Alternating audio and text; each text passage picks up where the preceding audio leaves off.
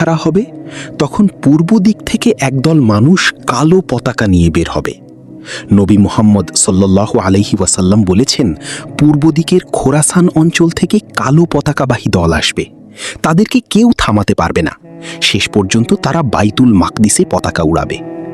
অনেক আলেমের ব্যাখ্যা অনুযায়ী খোরাসান হল বর্তমান ইরান, আফগানিস্তান ও আশপাশের অঞ্চল, আর বাইতুল মাকদিস হল জেরুজালেম, যা আজ ইসরায়েলের দখলে। হাদিসে এসেছে, যখন তোমরা খোরাসানের দিক থেকে কালো পতাকা দেখবে, তখন বরফের উপর হামাগুড়ি দিয়ে হলেও তাদের সাথে যোগ দেবে, কারণ তাদের মাঝেই থাকবেন আল্লাহর খলিফা মাহদী। গল্পটা এমন, ফিতনার কালো রাতেই মজলুমরা যখন কাঁদবে, তখন ইরানের দিক থেকে ইমানদার একজন যুবক আল্লাহু আকবার ধ্বনি তুলে বের হবে।